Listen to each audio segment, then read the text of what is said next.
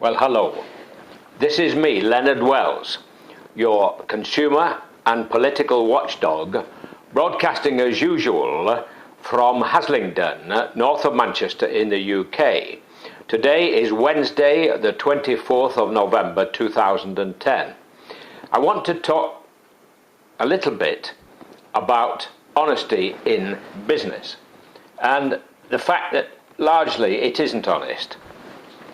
One example came to me recently which I'd like to bring to your attention, and you keep your eye open for similar things happening to you. Just over a year ago, I decided to change my car insurance company because the price had gone up and I didn't think it was fair. When I rang to cancel the policy, or to say I wouldn't renew the policy, the lady said, I just have to pass you through to our accounts department. I didn't think twice about it, but within minutes, a man who was very quick on his feet got on the phone and offered me not only a big discount for being a good customer, but free roadside assistance, an incredible drop. So of course I stayed with them. I didn't think anything more about it. But then a couple of weeks ago, my annual boiler service and protection policy with E.ON, one of the big power companies, came up for renewal in November.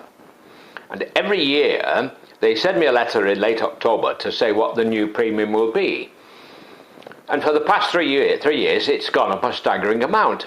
In the last 2 years it's gone up 12.5% each year, making a total of 25%. Now, in neither case, and from memory, not even in the third year's case, did they give me an excuse or apologise. And I wasn't happy about this. 25% rise in 2 years, and no apology, no excuse. But actually, when I reflected on it, as I'm coming to it shortly, it was obvious they had no excuse. They couldn't blame it on the wholesale price of gas, for example, the way they have done the rising cost of fuel. So I rang to cancel, and I switched to an insurance company instead, the one who does my house insurance.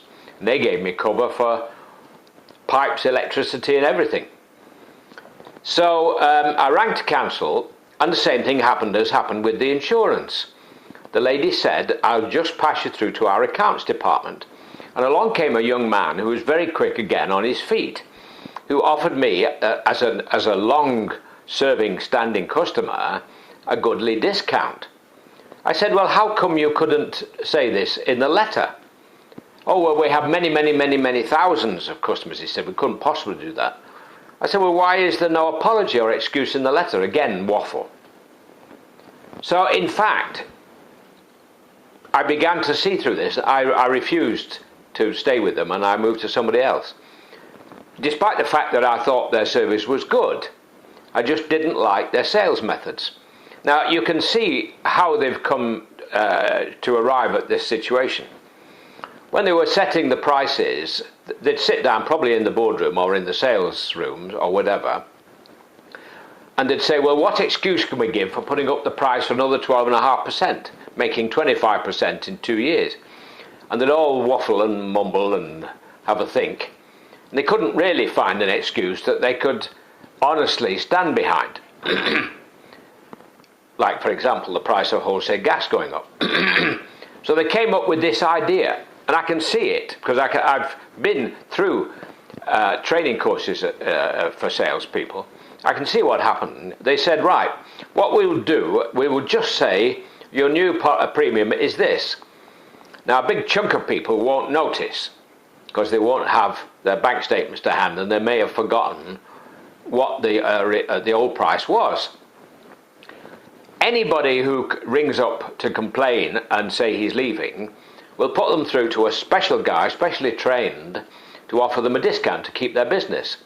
Because every time they lose a customer, it knocks the profit off 3 or 4 others. So this is what happened in my case. And I don't like it, because it's treating me as a complete idiot. They think I was born yesterday. Well, I wasn't. Now, when I first moved into this house in 2004, I wanted double glazing, so I rang 3 or 4 companies up and their salesman appeared, hot foot. One of them came from a company in Bolton, who I must admit he was well trained, because his spiel was given like a Shakespeare play, a bravura performance. At the end of the performance, he brought a window with him and he kept saying things like, "I'll just call my boss to tell him what a good customer you're going to be," and all the rest of it. And he then said the cost will be $23,450. I said, "Well, that's very nice, but that's more than the price of the house." "Oh, but," he said, "there's a big discount." He said, "Actually, it comes down to 14. I said, "Even so, that's half the price of the house." "Oh, but," he said, "we'll give you time to pay."